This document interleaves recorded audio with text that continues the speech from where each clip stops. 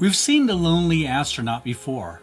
We watched Mark Watney science the hell out of a potato, and we watched Ryan Stone white-knuckle her way back to Earth. For a decade, Sci-Fi has been obsessed with the survival narrative, a gritty solo masterclass in human stubbornness. It's man versus the void, and usually, the void is winning. But Project Hail Mary, and specifically through the lens of directors Phil Lord and Christopher Miller, feels like a pivot. It takes the foundation of survival and asks, what happens after you've secured your oxygen? It moves us from survival sci-fi to something much rarer, communication sci-fi. Science fiction does not always need bigger explosions. Sometimes it just needs a better question. Project Hail Mary takes a familiar setup, one man alone in space, and turns it into something more interesting. This is not just a survival story. It's a film about intelligence, cooperation, sacrifice, and the strange hope that maybe the universe is not only hostile, maybe it is also understandable. In this video, I want to take a non-spoiler look at whether Project Hail Mary actually earns its ambition or is just another polished studio sci-fi film wearing hard science clothing. This channel covers the film genres of sci-fi, horror, action-adventure, pop culture, and all things geek. So if you want review videos that help you make those time and financial entertainment decisions, remember to subscribe and hit the notification bell to stay updated on my new content. Hi, I'm Rob, and this is A Constantly Racing Mind.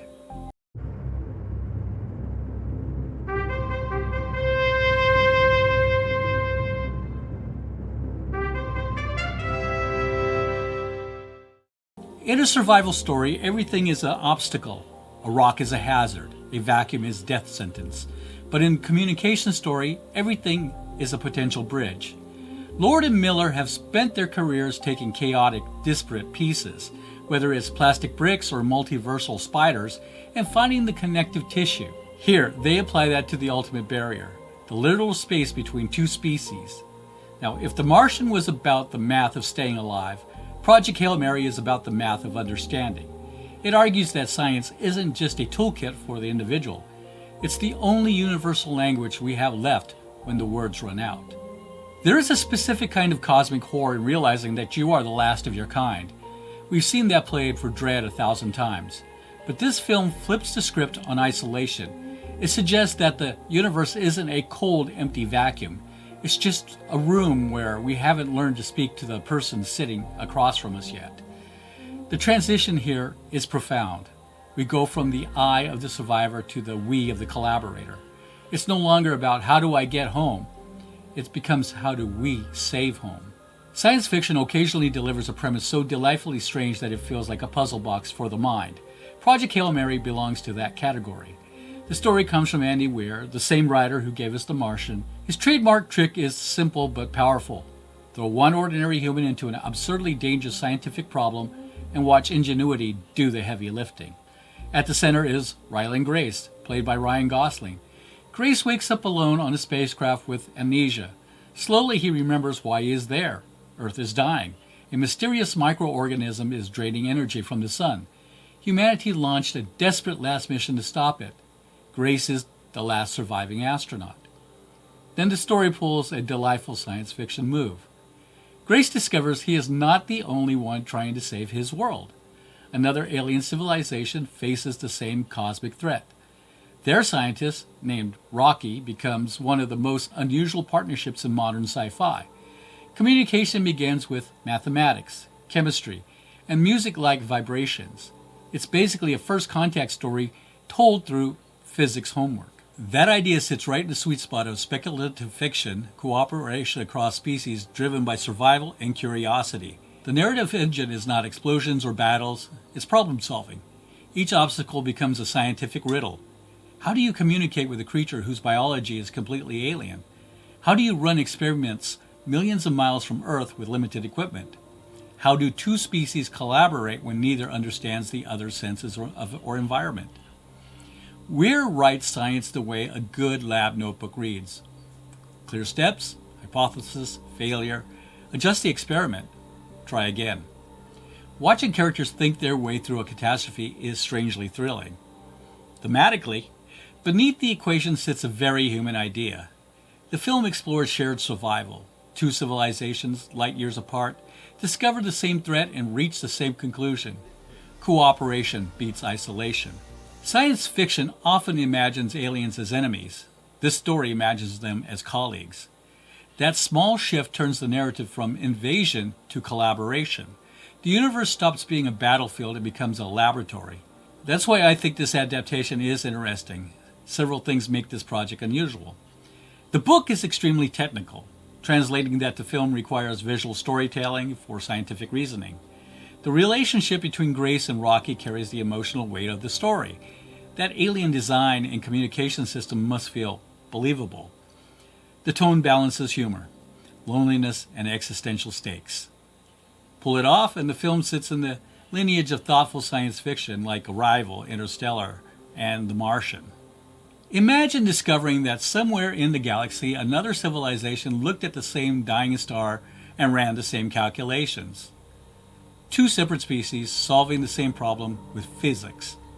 That idea hints at something profound. Intelligence across the universe might converge on the same truths. Mathematics becomes a universal language, not because it's convenient, but because reality itself runs on it. The strange thing about Project Hail Mary is that the wild premise may be the most realistic part. Curiosity might be the one trait that intelligent life everyone shares.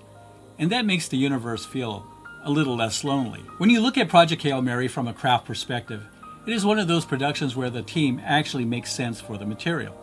The film is directed by Phil Lord and Christopher Miller, written by Drew Goddard, based on the novel by Andy Weir, shot by Greig Fraser, edited by Joel Negron, and scored by Daniel Pemberton. Principal photography began on June 3, 2024, wrapped up on October 26, 2024, and the production was based in the United Kingdom, including work at Shepperton Studios, Portsmouth, and the Mullard Radio Astronomy Observatory near Cambridge.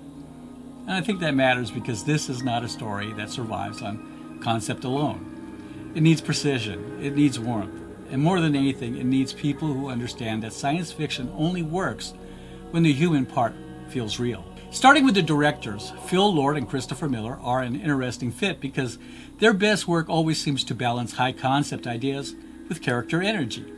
Whether you look at Cloudy with a Chance of Meatballs, the Lego Movie, the Jump Street films, or the Spider-Verse work that they help shape, the pattern is pretty clear. They know how to make complicated genre ideas feel fast, accessible, and emotionally readable. And that is exactly what Project Hail Mary needs. Because this story could go wrong in two easy ways. It could become too clinical, with the science drowning out the emotion, or it could overcorrect and become soft, losing the engineering logic that makes Andy Weir's work distinctive in the first place. The magic of Andy Weir's story isn't just the physics, it's the science teacher energy of Ryland Grace. This is where Lord and Miller excel. Lord and Miller specialize in the underdog, the character who is terrified, making jokes to keep from screaming and failing forward until they succeed. In a story that relies entirely on a budding friendship between a human and a five-legged alien, you don't need a director who treats science as a cold equation. You need directors who understand that the most complex technical element of the film is the chemistry between two beings who don't even speak the same language. They don't just show us the solution to the problem. They show us the joy, the frustration, and the humor of the person solving it. In their hands, Project Hail Mary isn't a lecture on stellar physics. It's a celebration of curiosity and the universal language of friendship. The screenplay comes from Drew Goddard, and that may be the strongest piece of the creative chain. He already adapted Andy Weir's The Martian, which earned him an Oscar nomination, and his genre resume is loaded with material that relies on pace, structure, and tonal control, including Cloverfield, The Cabin in the Woods, and major television works as Buffy, Alias, Lost, and Daredevil. That background matters here because Project Hail Mary is not a simple adaptation problem. It is not just about condensing a novel. It's about translating scientific reasoning, memory structure, and first contact emotion into something cinematic without losing what makes the book work. Goddard has already shown he can adapt Weir without sanding off the science, and that is important because the science in these stories is not decoration. It is the drama. As for Andy Weir's own career, he spent 25 years as a software engineer, working for companies like Blizzard, where he worked on Warcraft 2. He began writing The Martian as a series of free blog posts on his website. He only put it on Amazon for 99 cents because readers asked for a way to read it on their Kindles. He is the son of a physicist and an electrical engineer. He describes himself as a lifelong space dork who writes his own software to double-check the orbital mechanics and physics in his books. Weir's style is very distinct and for some polarizing. It is often described as MacGyver in space. He prioritizes real-world physics. If a character needs to survive, they don't get lucky, they do the math. His protagonists such as Mark Watney, Ryland Grace, and Jazz Bashira, his female character from Artemis, all share similar voice. Snarky, intelligent, slightly juvenile, and relentlessly optimistic. His writing is functional and serviceable rather than lyrical. He focuses on the how of the science rather than the why of the human condition, making his books read like very entertaining lab reports. So bringing Goddard back into that world feels less like a safe choice and more like a logical one. Visually, the film is in the hands of Greig Fraser, and that gives the project immediate credibility. Fraser's work on Rogue One, The Batman, Dune Part 2, and The Creator have made him one of the defining cinematographers in modern large-scale genre filmmaking. He won the Academy Award for Dune, and the common thread across his work is that even his biggest worlds still feel photographed rather than manufactured. Now that is a huge deal for a movie like this, because Project Hail Mary has to sell both scale and intimacy. It has to show the vastness of space, the isolation of the ship, and the emotional wear of Ryland Grace without letting the whole thing become cold. It's also noted that the film was shot for IMAX and that Fraser used large format digital photography, with Lord and Miller discussing a film out process to add warmth and texture to the image. That tells you the intent. They did not just want the movie to look big, they wanted it to feel tactile. The editor is Joel Negron. Negron's notable work includes films like Thor Ragnarok, Cocaine Bear, the Transformer films, and Jungle Cruise, which suggest a strong handle on pacing, tonal balance, and crowd-pleasing rhythm. For Project Hail Mary, that matters because the film has to juggle amnesia, structure, scientific exposition, suspense, comedy, and emotional payoff without losing momentum. The score is by Daniel Pemberton, and that is another strong fit. Pemberton has built a reputation for scores that actually have personality. His works include The Man from U.N.C.L.E., King Arthur, Legend of the Sword, Enola Holmes, and especially the Spider-Verse films, where the music had to support speed, emotion, identity, and chaos all at once. He was confirmed as the composer for Project Hail Mary in 2025. Pemberton is also a good choice because this film needs more than generic space awe music. It needs a score that can carry loneliness, danger, discovery, and the emotional oddness of a friendship that crosses species. That is a weird assignment, but Pemberton is good at weird. He tends to write music that feels active rather than passive.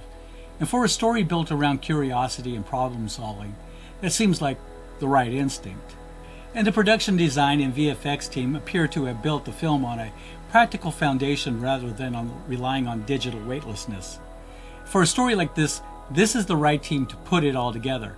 Because Project Hail Mary needs to feel intelligent without becoming dry, emotional without becoming sentimental, big without becoming hollow, and at least from the production side, this team gives the film a real chance to pull that off. When you get past the concept and science, Project Hail Mary still has to work as a performance piece, because no matter how clever the premise is, the story lives or dies on whether you believe the people at the center of it. And that starts with Ryan Gosling as Ryland Grace. Gosling is carrying the weight of the entire film, and on paper, he is a very smart choice for the role. Grace has to do a lot. He has to be funny without becoming a joke, intelligent without sounding mechanical, and emotionally engaging even when much of the story puts him alone, confused, or working through problems in isolation. That kind of role needs an actor who can make thought feel active, and Gosling has spent most of his career proving he can do exactly that. Before this, he built his reputation through films like The Notebook, Half Nelson, Lars and the Real Girl, Blue Valentine, Crazy Stupid Love, Drive, The Place Beyond the Pines, The Big Short, La La Land, Blade Runner 2049, First Man, The Gray Man, and of course, Barbie. So whether you know him from romance, drama, crime films, award season work, science fiction, or full-blown pop culture chaos, he comes into this film a track record of making introspective characters compelling to watch. And I think that is important here because Grace is not a traditional action hero. He is not charging into danger because he is fearless. He's thinking his way through it because he has no other choice. And that brings us to Sandra Hüller as Eva Straught. And this may be one of the most important casting decisions in the film. Straught has to feel like the person who can walk into a global crisis, take control of the room, and make impossible decisions without apologizing for them. If that role is weak, the Earthside material falls apart. But Sandra Hüller has exactly the kind of presence that can make authority feel real. A lot of people will know her from Anatomy of a Fall and The Zone of Interest. And if you've seen either film, you already know what she brings: precision, intelligence, control. She does not have to overplay anything. She simply needs to stand still and allow the character's force to manifest. So even though she is not coming from the usual franchise lane, she may be one of the most important actors in grounding the film's stake. But of course, the most unusual casting challenge is the entire film is not human at all. It's Rocky. And that is where James Ortiz becomes one of the most interesting names in the movie. Ortiz performs and voices Rocky. And that is a very smart choice because Rocky cannot just be a visual effect. Rocky has to feel present. He has to feel reactive. He has to feel like someone Grace can build a relationship with. By using an on-set performer and voice actor in that role, the film gives Rocky a much better chance of feeling alive rather than merely rendered. Rocky is not some background creature or throwaway sci-fi curiosity. He is one of the emotional pillars of the story, and if Rocky works, the movie works on a much deeper level. This is not just a movie built around one star. It is a movie with Ryan Gosling as the emotional anchor, Sandra Hüller as the forceful counterweight, a supporting ensemble built from strong character actors, James Ortiz carrying the hardest non-human performance challenge in the film as Rocky, and Priya Kansara giving the Hail Mary itself a voice through Mary. That suggests that the production understands that Project Hail Mary is not only about science, it is about relationships, human relationships, alien relationships, and even the strange tradition in science fiction where the ship itself can start to feel like part of the crew. And honestly, that is where the cast gets interesting.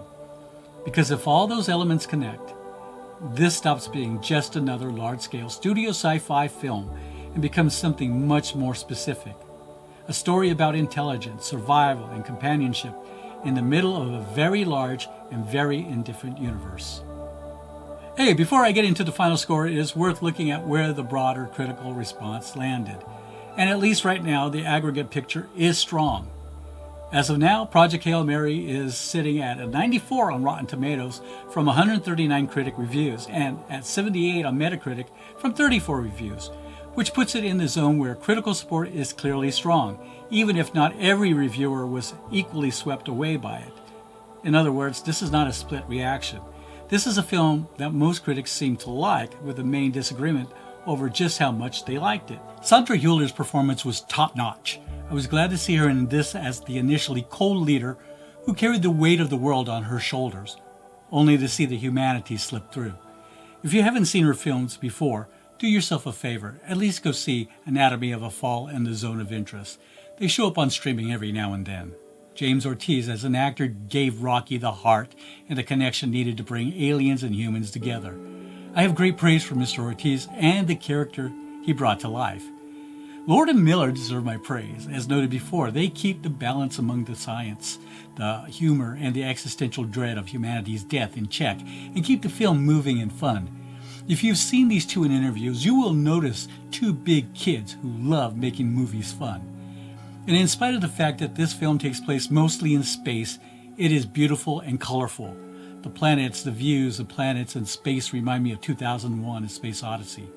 They are that gorgeous. Pemberton's musical score was fun and helped keep the mood bouncing along, mixing beautiful choral and fun orchestral sections. Overall, this is just a great movie. Everything came together just right. The 2.5-hour running time goes quickly as we are genuinely invested in Gosling's character's adventure and his journey of discovery, both scientific and emotional. We learned with him who he was and who he chose to be. Gosling just jumped up on my list of outstanding actors. not bad from a kid from the Mickey Mouse Club. This is definitely a 5 out of 5 stars for me. Other critics love this movie, and I understand why. I was 13 when Star Wars: A New Hope came out, and that film changed my outlook on life. This movie made me fall in love with science fiction films again. I felt like that 13-year-old kid once again. So the question isn't just, does the science hold up, or is the CGI polished? The real test for Project Hail Mary is whether it successfully bridges that gap. Can a film about a dying sun in a lonely spaceship convince us that the most human thing we can do is find a way to talk to something that isn't human at all?